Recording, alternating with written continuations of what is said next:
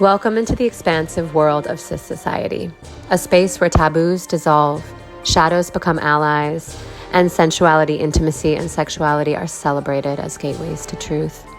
This is Taboo Talks, a podcast where no topic is off limits, and everything is held with courage, compassion, and curiosity. Together, let's shatter the limits of what we've been taught to fear and transform it into the power to live fully, freely, and authentically. Hello, hello. Welcome back to Taboo Talks. This is the podcast where we create a brave space to explore the parts of ourselves that often go unspoken, especially when it comes to intimacy, sexuality, and sensuality. And today's conversation is one that touches something deep in so many of us. We're exploring the hidden obstacles to sexual fulfillment, these invisible threads that can block our pleasure, our connection, and our full expression. Sometimes these blocks come from trauma, sometimes from old conditioning, shame, or body memory, and often we don't even realize that they're there. So that's why we're so honored to welcome a truly remarkable guest who brings over 40 years of wisdom and compassion to this work. Ali Mezzey is a body whisperer, body therapist, and sexologist, and she's the founder and trainer of Personal Geometry and the host of the Brilliant Body podcast. She's worked with thousands of people to help them reconnect to their bodies in ways that are healing, profound, and liberating. And she doesn't just understand the body, she really listens to it. And today she's here to help us understand what our own bodies may be trying to tell us, especially when it comes to our capacity for joy, pleasure, and intimacy. Welcome to the show, Ali. So good to be here. What a beautiful introduction. Thank you. You are so welcome. We are really looking forward to this conversation. There's been some tender emotional energy in the air today. So that always we always feel that before a really deep dive. So we're excited to discuss this with you. And I mean, your line of work and this topic are superbly important and interesting because I haven't met one person that I've spoken to who doesn't want deeper sexual fulfillment and pleasure and intimacy. So I feel like you're positioned in a really important angle right now on the planet. Yeah, as are both of you. And Yeah. one of the things that I appreciate so much listening to you both is to hear this younger generation coming up that is so thoughtful and so heartful, and brave in your exploration of these topics. Because I'm sure as well, I'm not sure. I imagine as you experience in what is termed the sex positivity world, where people are in this kind of renewed sexual liberation that some of us experienced, earlier on in the 60s, 70s, and perhaps 80s.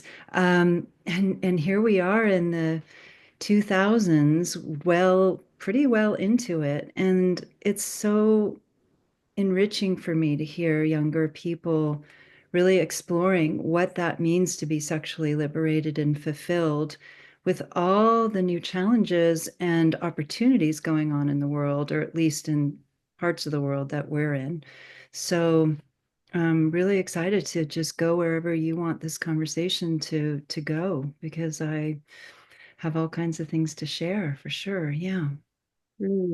Thank you. Thank you for that acknowledgement. And I really receive that. And that really lands on my heart really beautifully.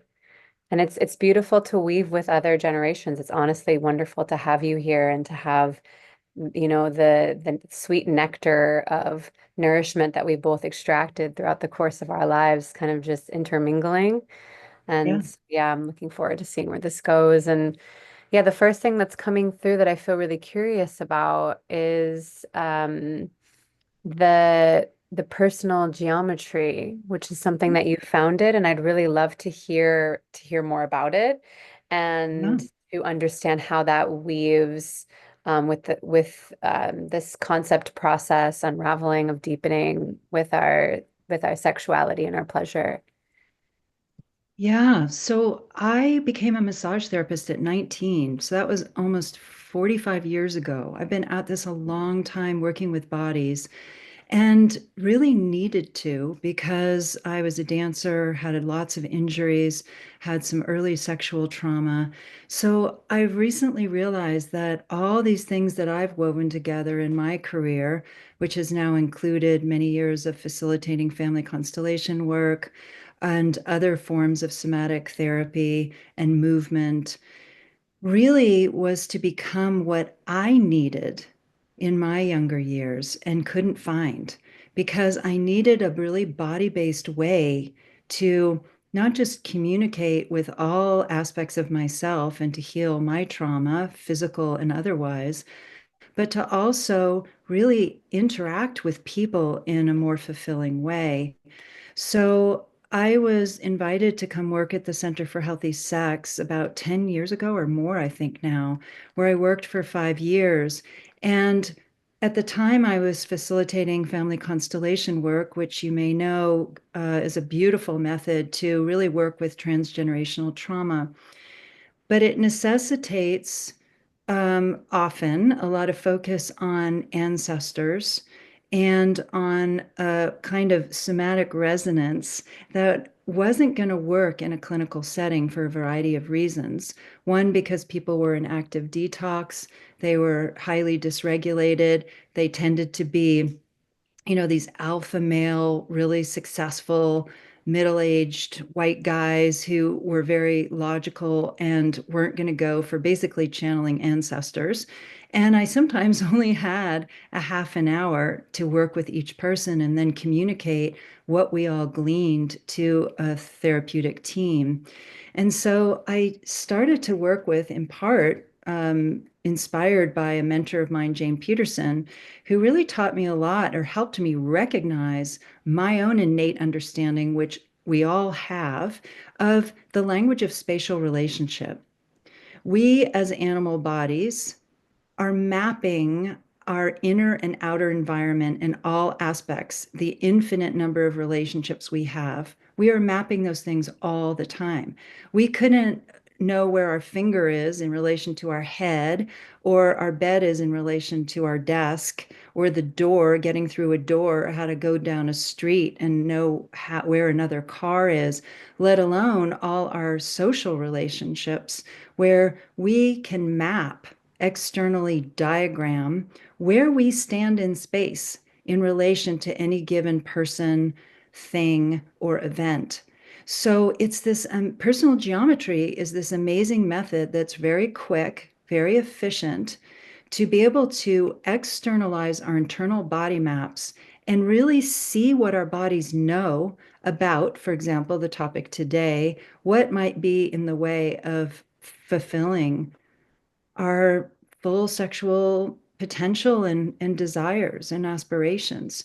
So you can map it really, really quickly and then recognize that not only is that how it looks and feels to us, but then we can change it. And in my experience and my clients and students, and perhaps today you'll experience that it changes our neurology for us to shift those geometries. If somebody is standing smack in front of you, or an addiction, for example, or a part of your body that you've exiled and rejected in some way, and you place it in a diagram or a map, as I call it, in a way that you're not looking at it, or its back is to you, or it's blocking you, you can start to work with where is a more optimal place for any, again, any person or thing or event or perpetrator, because I work a lot with sexual trauma as well. Is that making sense? Yeah, I'm really familiar with constellation work, so I can Oh, see there like you how go. beautifully you've really woven that into your work, and this really excites me. Like I Mhm. am on the edge of my seat, and I would love to hear more. All righty.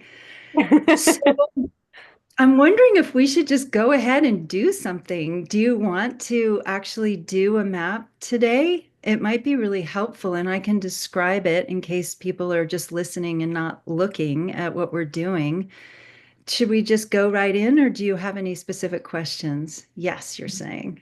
I would Let's love do it. I would love to go right, and I feel equal parts nervous and excited. Okay, well, here's the thing.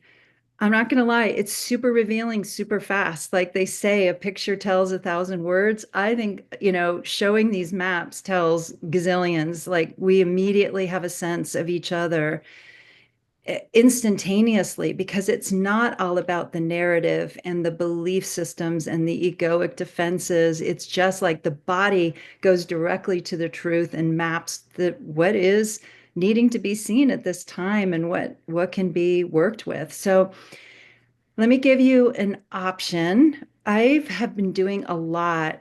I work a lot with the heart sexuality split because Mm. I know mine were split very young, and there's multiple reasons why that can happen for any given individual, but it shows up in all kinds of ways that people are not fulfilled because it's one thing, let's say you haven't been traumatized and you're not heartbroken and you haven't been educated by a damning religious organization or all these things, and you've survived all of that. Let's say your heart, your sexuality are really aligned and you want them to be, because some people want them split so that they can recreate in a different way that they find really intriguing, or you might have feel very aligned with one gender and not with another, or at a different time in your relationship people might be really merged in that way within themselves, or even in a one sexual encounter you can be super merged and then split and then merge again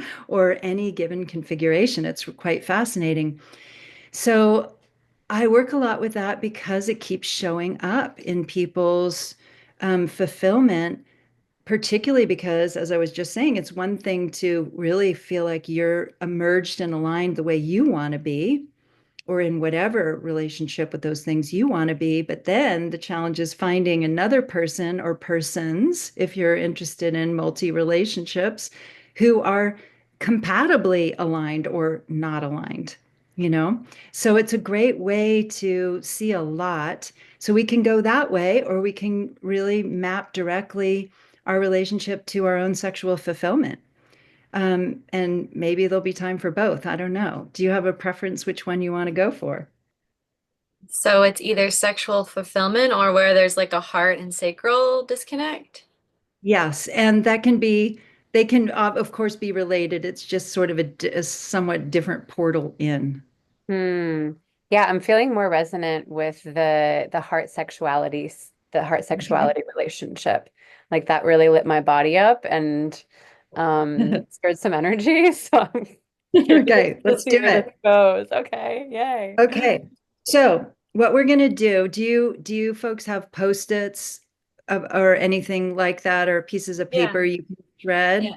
And you need a pen and ideally a piece of paper or a big book or something. Does it have to be a post-it? Can I just use like a piece of mail or just a regular piece of paper? Well, the reason why is because if you do, and you may not, if you want to hold it up so we can see it, it won't stick and when it goes vertical. But I'm going to explain it first, and then you Okay. can, we can go from there. Okay. So, what we're going to do is ideally you use sticky notes. You can use objects, or, you can use a variety of things. You're going to just write me and an arrow, and we need these arrows, folks, because that's the direction of the gaze. And we as humans have two eyes in the front of our heads, most of us anyway. And we need to know the direction we are facing and can see, because what we can't see feels very different to us than what we see. And if people are looking at us, that feels very different than if they're turned away from us.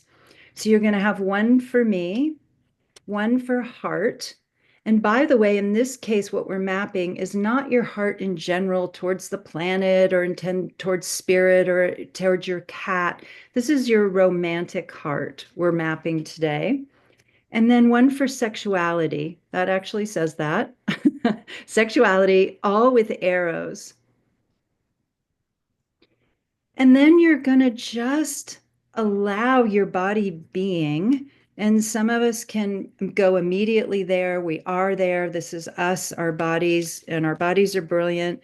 We just immediately go, okay, if I'm going to diagram my current relationship to these two things, that is a general relationship. And as you'll see in a moment, when you bring in another element, that might change when it gets more specific.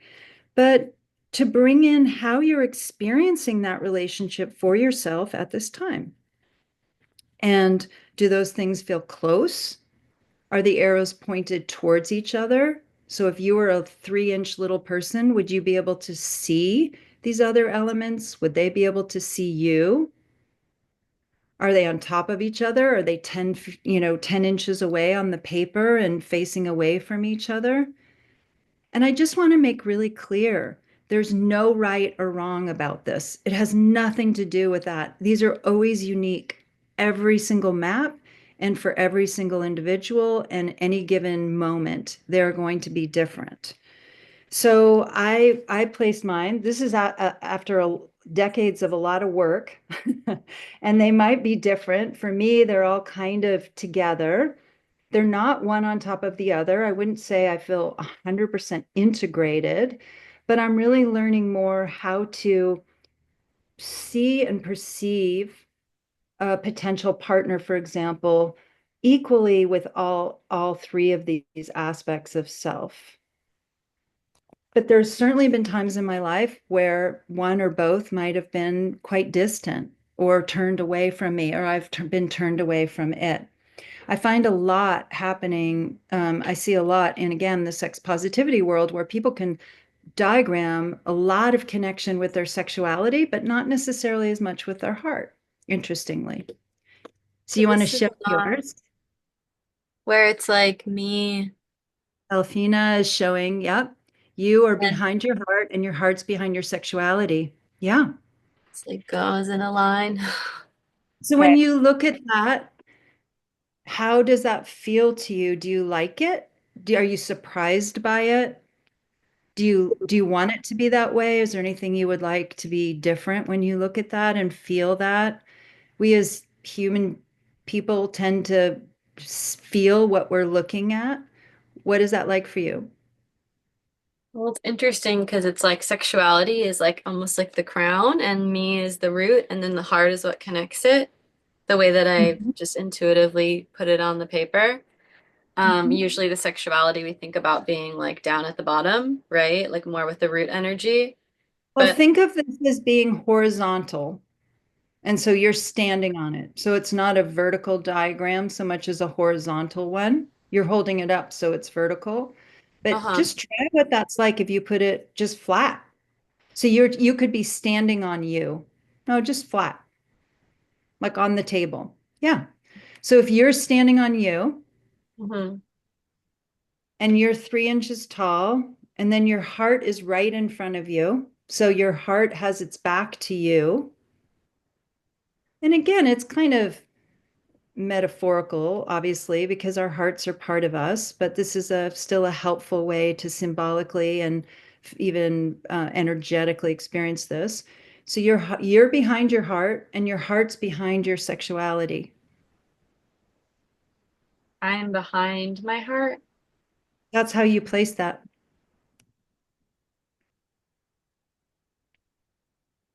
I So in a I don't know. class, I guess the way I'm reading it is just that like I feel like my heart connects me to my sexuality, and that in order for me to be want to be yeah, sexual, my heart has to feel safe, yes. connected, and aligned. Like I don't just typically go to sexuality. It's something I used to do, but to me, sexuality is really sacred and has to be for me, I'm more demisexual. Mhm. So that's why I put it in this way. I'm not sure Yes. behind or in front of. I'm not sure what that means. Well, I feel like my heart's more in front of me. I'm really connected to it. I don't know what behind and in front means. so if you were to turn, and there's nothing wrong with what you put, and for me that expresses that spatially in that you are standing, your heart is in between you and your sexuality, which is Mhm. what you just described, and Mhm. that your sexuality is out in front, though if somebody else were in that diagram in front of your sexuality, they may not see your heart in you. They might see your sexuality first. Mhm. That's true. A lot of people see me as like a very sexually expressed tantrika, Yeah. but and then they can make stories, right? Oh, maybe she's this, maybe she's that. But Yeah. yeah, that's true. Yeah, but I'm very heart connected and discerning about who I share my sexual energy with. Yeah. Interesting. So yeah, so you might just as an experiment want to see, and you can immediately change it, but you'll notice how different it feels as a body if you do it, to put them side by side in front of you, or just see what happens if that feels vulnerable or just icky or alarming or just not doesn't you don't like it. It You're feels very smiling. vulnerable. Mm. Like I want to protect me. The me feels vulnerable more than anything else. That's interesting. Can we see it again? So isn't Mm. it weird? All you did was move these little sticky papers, and yet you feel, as a body, you feel really different, right? Hmm. And what happens if you put them even a little bit forward so your heart and sexuality are actually in front of you, but side by side? So you're behind both, but side by Oh, side. like Oh, that. yeah, that feels really different too. So in that case, your heart and your sexuality are kind of partnered, twinned, you could say. Mm. And people could see both of them equally, which is an interesting thing, which again, you may not want, but it diagrams something very different. I have a question for you about this. Do you find that people that tend to put their sexuality as like the front, no, Yeah. that tend to put their sexuality out front, is there a correlation with that in sexual abuse or sexual trauma? Is there some sort of like, I know my psychology brain is curious if this is some sort of Love it. protective mechanism or something that just feels more safe or comfortable? It's a fantastic question and one I've grappled with a lot in my life and have seen a lot of change throughout my life as that I've lived that answer and that experience. So, one, we as at least cisgender women have been objectified since we were super young. Males are too in their own way. Every gender is in different ways, but I'm just going to speak about the experience of being a cisgender female. So we're raised that, from one extreme, you should be barefoot and pregnant and you should look good and but not too good. You shouldn't be too sexual, all this stuff. And yet, we're viewed as sex objects and to a large extent valued for how fuckable basically we appear. And that's from my generation. I won't even speak for yours. Um, so we learn to objectify ourselves. And I'm doing this gesture because we literally are a dissociative culture. We look at media all the time. We're looking at other people. We objectify them, what they look like, how thin they are, how big their boobs are, all these things, the wealth they may or may not have. We're constantly objectifying, which in part is because, again, we have eyes, we're visual, and now we're on screens all the time. People are literally two-dimensional to us. So we become kind of two-dimensional to ourselves. Then, if you add sexual abuse of any kind, where you were diminished and seen and used specifically as a sexual person, as a sexual tool or, um, service to somebody, in such a traumatized way that affects our body chemistry in such a way it has a particular impact. Plus, I personally believe that we end up imbibing and taking in the energies of the people who have perpetrated against us, and we can then get confused who's who, by the way, and whose shame is whose, and whose anger and fear and all these and disgust and all these things we can end up taking on for our perpetrators. But if we end up learning how to objectify ourselves, in part because of the supercharged trauma experience, then we can even be more so. Then you add to that you may have come in, as I would believe all three of us have, and your audience has, as particularly sexual beings. Not everybody is as sexual as we are. So you add that and then, multiple other things about our experience and, you know, countless other possibilities. that then we can be seen more and more and see ourselves more and more as our sexual selves rather and by the way, that doesn't mean it's our authentic sexual selves we're putting out in the world and being seen as. Our true authentic sexual selves may be very different than how we're perceived. Mm. This is deeply fascinating. Just the concept of the disassociation, like from these cultural norms that we've been fed, right? Like how we're even self-objectifying on a subconscious level and not even realizing that we're doing it. I Oh was just yeah. having this conversation with my mother earlier, and she's like, I just don't understand why women wear those things and like why they have to pose like that. And I'm like, well, they're free, they're sovereign, they get to choose. But now what you're bringing into this is like maybe they're actually not even choosing, like it's actually something that's more deeply rooted, that's like operating their choices. And I'm wondering like um what we can do to shift that, to really like unearth what's in the subconscious and really reclaim mm, the most authentic expression of our sexuality that's possible. Yeah. That's my hope. That's my Mine too. And I love what you're both doing because I know that is so clearly at least part of your mission and certainly mine too. I mean, my let's even talk about what sexual fulfillment is. Mm, It a lot of people experience it as being highly desirable in society, so high, super sexy looking. And again, what does that mean? Does that mean that you look like a yoga tantrika who looks like you're super tantric and full of cosmic energy when you have sex? Or are you a porny looking person who looks like you're up for anything? And these are two really, really strong archetypes that we currently have in our culture that a lot of people are trying to emulate, either super skin tight, putting out your curves, enhancing your curves, or being really earthy. For example, I'm exaggerating, kind of, um, they're a bit of caricature, but not really. I mean, these are things that we can really aspire to. We all have our different ideals based on all the things we've been exposed to. And all of that, again, takes away from what is our internal experience. What is the actual feeling of being with somebody? Not just are we available in our orgasmicity and our just sensual pleasure with somebody, but what are we actually thinking when we're in bed with somebody? Are we able to really communicate what's really going on for us? As we know, we are raised in these societies, in these cultures where most people don't even talk about sex with the people with whom they're having it. you know?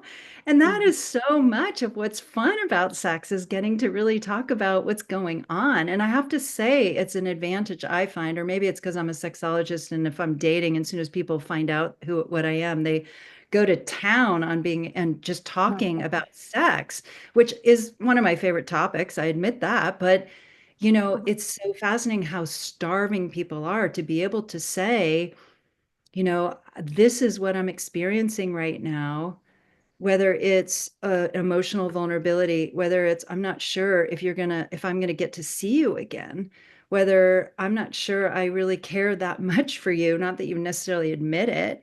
It was interesting. I was listening to a Trevor Noah podcast recently, and he was saying, if I were king of the world, everybody would we would be able to hear everybody's thoughts while they're having sex, which I think is a really provocative notion because of course it could be extremely hurtful and in my view destructive, but it would also open the way and bust this paradigm of people performing and trying to be more orgasmic, trying to be so desirable, trying to be so, spiritual, and all these things that we can get into trying to be when we're with people. And it misses the whole point, in my view, of that authenticity that is the true intimacy and eroticism. That's my Mhm. view. I What feel do you? like what I'm hearing, sexual fulfillment is about authenticity, really more I than any sort of prescription of sexiness or desire or fantasy. It's just rooted in authenticity. yeah. So And that's can be fun to play with too. I don't want to knock, role playing, kink, just wanting to feel really animally and, all of it is part of the authenticity. Maybe you're Mhm. sobbing 1 minute and just really wanting to rut the next minute, like all of that is part of the whole continuum and experience of being with yourself and others. Well, Hmm. yeah, I mean the most fulfilling thing is to be in our truth and our purpose. So that makes a lot of sense to me. Yeah. Based off of all the work that you do with helping different people remove these obstacles to their authentic sexual expression and fulfillment, what do you find are the main blockages that are standing in the way of that, and how do you help them to overcome those blockages? Hey, hot stuff. We're going to take a quick pause from the show just because I am so excited to tell you guys about one of the most transformative online tools that I've used that has really unlocked my pleasure journey to the next level, and that is the OMGS course. So until this last year, I actually struggled to orgasm on my own without the help of a toy. I felt dependent, I felt hopeless, and I honestly felt like there was something wrong with me. But within just 2 weeks of starting this course, I had my first orgasm from my own touch, and I was like, hallelujah, I'm not broken. And it's just opened up so much since then. I can honestly say it's just gotten better and wetter from there. So OMGS course is a fun, user-friendly course packed with all sorts of different videos and techniques and showcases a myriad of different women. And it will completely shift the way that you experience pleasure. So whether you're struggling with orgasms or maybe you just want to amplify your pleasure, both solo and with a partner, this course is truly a game changer. You can use the link in our show notes below to unlock your orgiastic potential and also to support the expansion of the SISociety movement. Now back to your show. So what I would always do is have them map it. So maybe, I don't know if you want to, Heather, if you want to share what we just did at all, you do. Yeah. We can come back to your question, Elfina, and I'll quickly show another map where you can get into that. Do you want to do that? Or Yeah, it's been sitting here and I've been staring at it and feeling like a lot around it. And okay. well, I don't have post-its, but I'll just show you like this is what felt good to me. It was me and then my Mhm. sexuality upside down below Back and to then my back. heart completely separate from both of Yep. those energies. Yep. And so this is where I'm at. And I've been, remaining present, but occasionally like dripping into this, being like, what does this mean? Like, Yeah. how broken am I? Okay, so feel it. First of all, no brokenness there. Just feel it. Your sexuality, you mapped it as standing smack behind you, back to back. So you placed it close enough where if it were another person, you would be able to feel probably even its body heat right behind you. It has your back, Heather. That's how you mapped it. Hmm. So I don't know what that means for you. If we were in a session, obviously we would delve into that. But I tend to call that positioning us against the world. And I also want to just acknowledge you're both very physically beautiful. So this is another thing when you're raised with beauty and a degree of constant attention and sexualization because of that beauty, then it can add to that sense of what you were asking earlier, Elfina, is how we are objectified and begin to objectify ourselves and get seen as our sexual selves, even if we don't want to be. So in your case, you've got it behind you and it's got your back. Maybe because you didn't feel anything else had your back. Maybe because it's hard to look at. There's no one specific meaning. Maybe because you feel like either people are seeing your sexuality or they're seeing you. There's so many different things that could potentially mean. And I know for myself, because so much of my younger life, people were wanting to have sex with me not because of who I was in any other way. But it's also true that I'm partially very much responsible for that because that's how I was seeing myself. It was hard for me to really feel myself as a whole person. And then actually, I would say, even though it's difficult going into menopause and going into that invisibility space that you may have heard about. Maybe your mothers have talked about it or you've heard people talk about it. It really does happen where after being seen and so visible, going kind of invisible in a very different way, it can help one to really reclaim a lot of one's multiple aspects of wholeness, you know? Mm. So I just want to say though, when you're viewed and experienced initially as for your beauty or sexuality, it can be very difficult to also keep your heart really within yourself and feel that you're being valued for your heart as well. And we get heartbroken and it splits off. I mean, yeah, and I see that brings up a lot of emotion for you. Yeah. Yeah. Thank you for sharing all of this. I think it feels painful that it's separate because I really desire integration, but a piece of Yeah. me feels like this deeply sexual being, and I think I'm realizing that I self-shame, that I shame myself for that in desiring physical connection potentially outside of the space of a heart-centered connection. And I Yes. haven't really been looking at that. I've been disassociating from that and wronging it and saying like I only want like the one. I want this like divine partnership, this teammate. Mhm. And what I'm seeing before me is something really different that I really get to look at. And yeah. Oh, I really relate to that. It's really tricky. I mean, there's been many years I've been celibate in my life because I couldn't find them together and I couldn't stand having them apart anymore. And it comes at a really high price, particularly if you're a really sexual person. Hmm. You know, sex is a favorite activity of mine, and it's one that sometimes I go through never having for long periods of time. And it's deeply, sometimes I will just sob about it, particularly if I'm in my own tissue. You know, I can get really emotional when I'm in my own internal womb space, you know, with that. There's a lot of grief in there.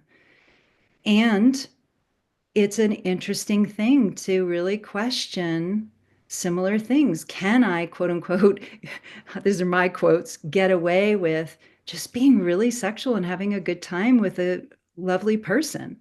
You know, they're not in love either. They need some sustenance and sensuality and nurturing and regulation and all that good stuff.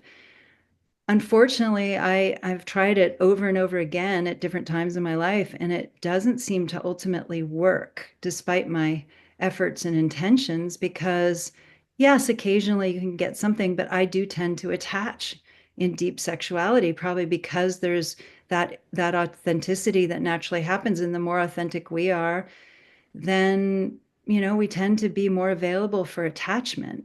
So, can you intentionally sort of split those things off in order to get recreational?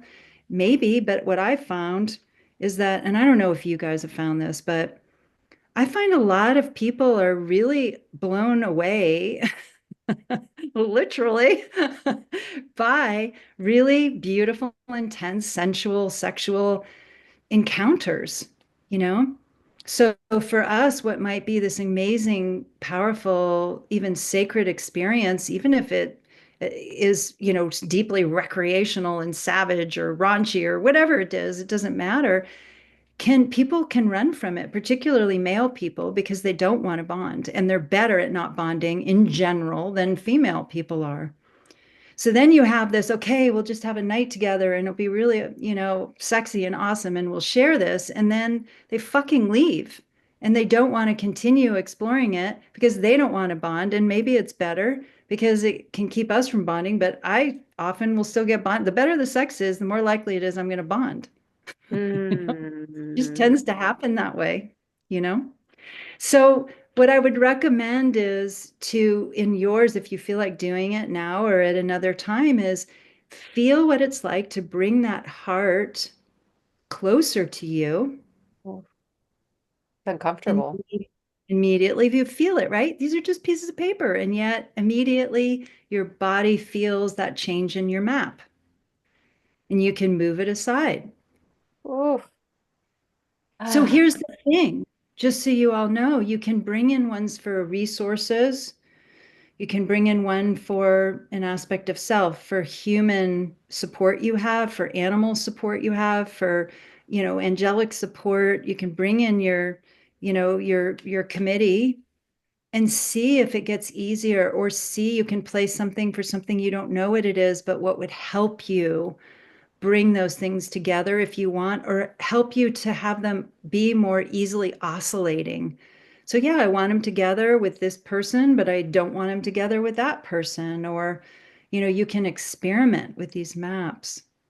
This is interesting. Do you find that it's better to just accept initially, like accept and witness the map where it is, and then as Yes, thanks for like, saying that.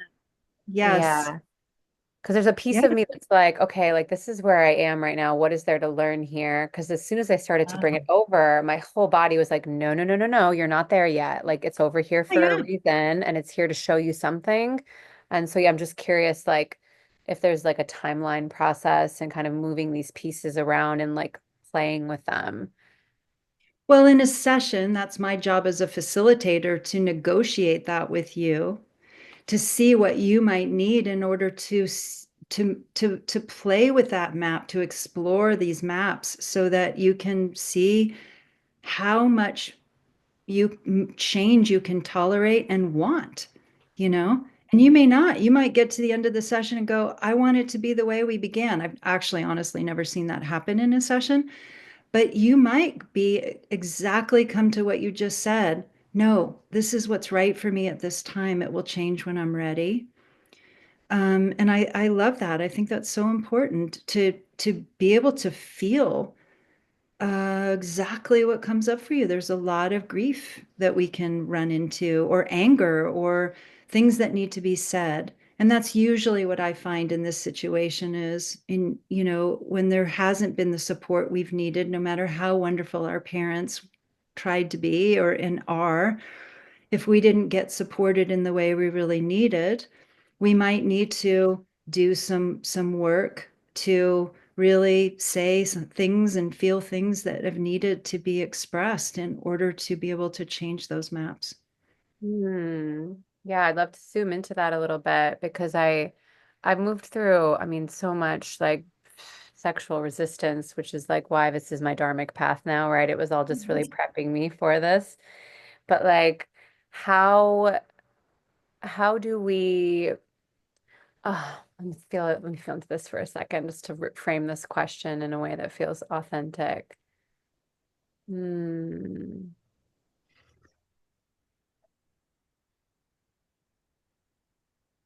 What's the first step that we can take to heal our resistance to our sexuality? Like if someone is listening right now and they're like, okay, I'm hearing all this, I'm understanding I can do this map and kind of understand a bit more. But like what's square one? Like, am I having a conversation with my body? Am I doing this healing relationally with other people? Do I see a therapist? Do I do some mirror work? Like what? Like how do I dissect all of this? How do I Oh, dissect the fact that I want more sexual fulfillment and it's not here right now? yeah. Well, I'm biased. I have developed personal geometry in order to, in my view, do this really effectively because I've needed it, as I've said, throughout my life. But what I would just recommend to listeners now is, if you're feeling resistance to your sexuality, or to having your heart be more a part of your sexuality, I'd place one for resistance, and I'd put it and I'd go, bam, it's right on top. It's on top of me. I can't even see anything anymore. I'm so full of resistance. And then the interesting thing is this your resistance? Is this someone else's resistance?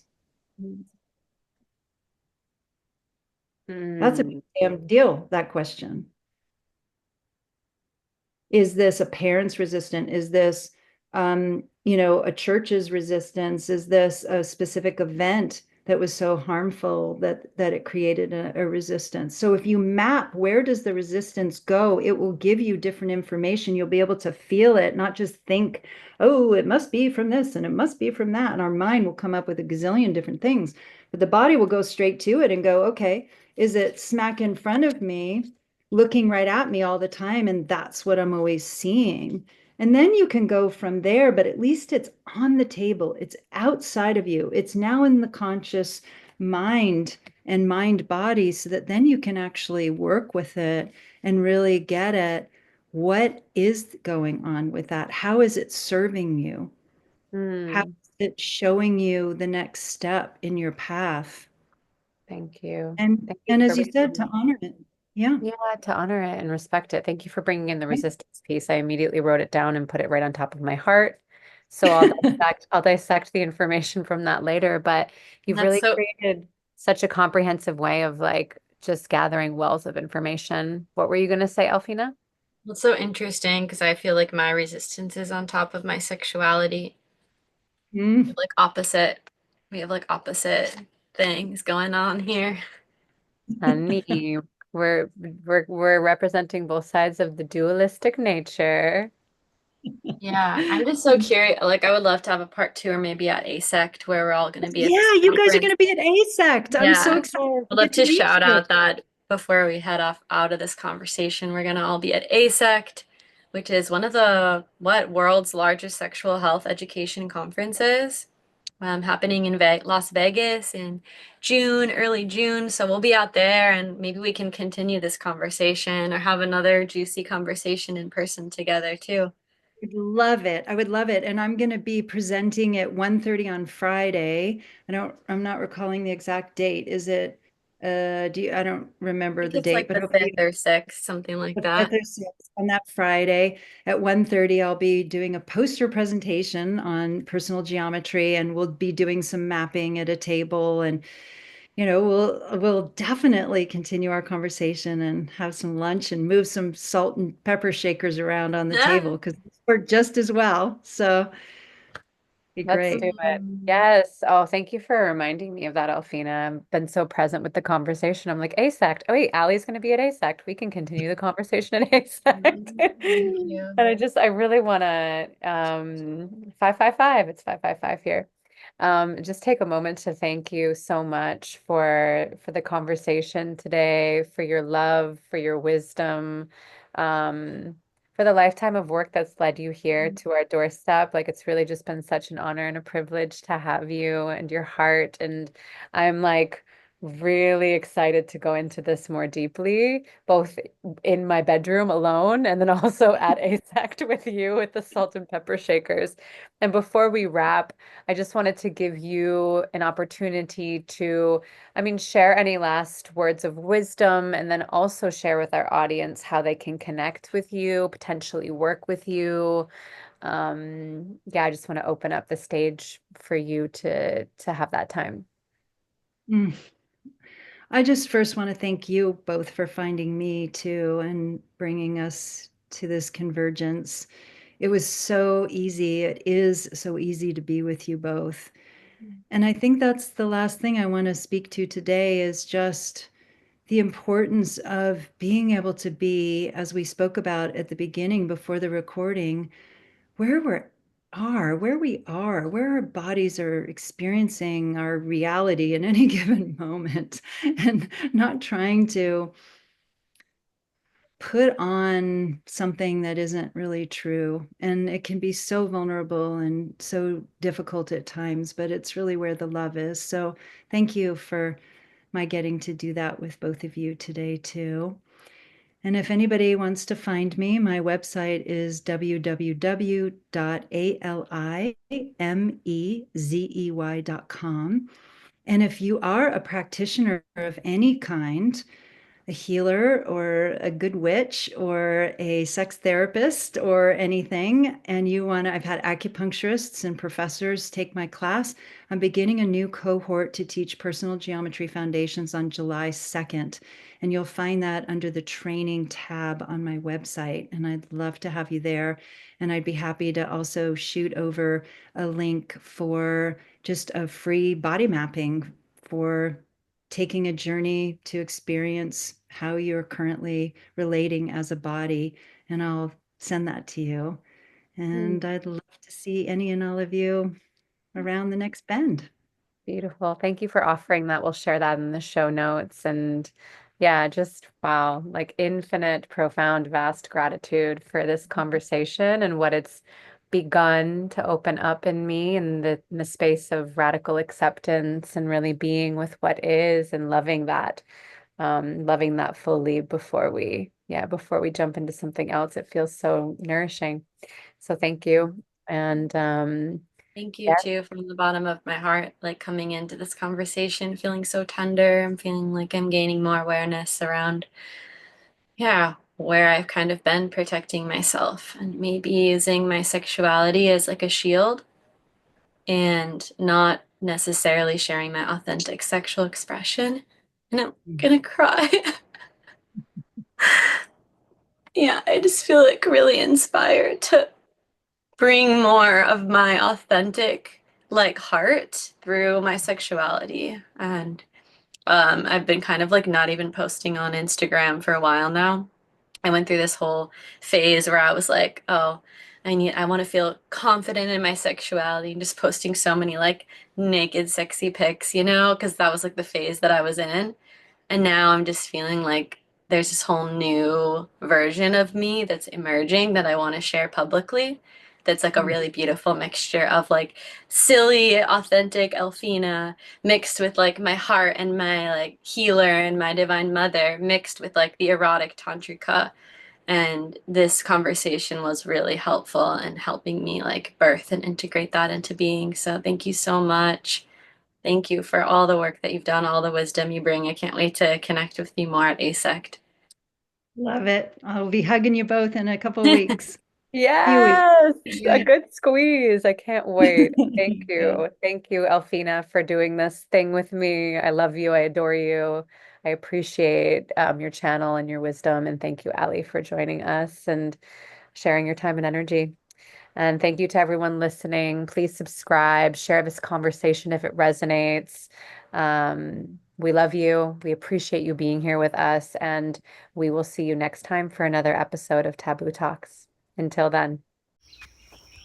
Thank you for tuning into Taboo Talks, where some truths need to be spoken and some silences need to be broken. Each week, we come together with diverse minds to explore and integrate the dance between shadow and light.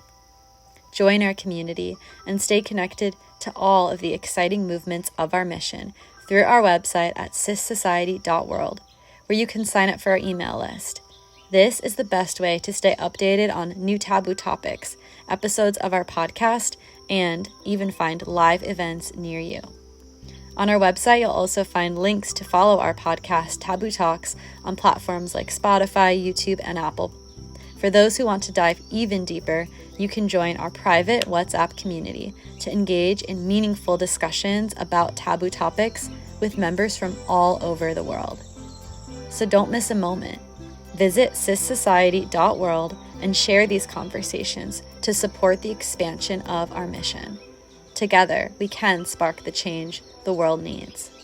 Until next time, stay curious, stay open, and remember, the only thing taboo is not talking about it. Thank you for tuning into Taboo Talks, where some truths need to be spoken and some silences need to be broken. Each week, we come together with diverse minds to explore and integrate the dance between shadow and light. Join our community and stay connected to all of the exciting movements of our mission through our website at SISociety.world, where you can sign up for our email list. This is the best way to stay updated on new taboo topics, episodes of our podcast, and even find live events near you. On our website, you'll also find links to follow our podcast, Taboo Talks, on platforms like Spotify, YouTube, and Apple.